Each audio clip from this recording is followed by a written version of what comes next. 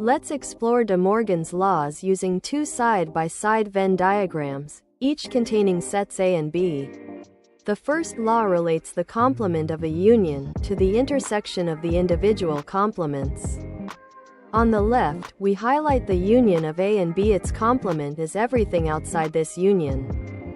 On the right, let's look at the complement of A, followed by the complement of B. Their intersection is the shared overlap. Notice how both sides result in the exact same region. Now for the second law. It relates the complement of an intersection to the union of the individual complements. On the left, we isolate the intersection.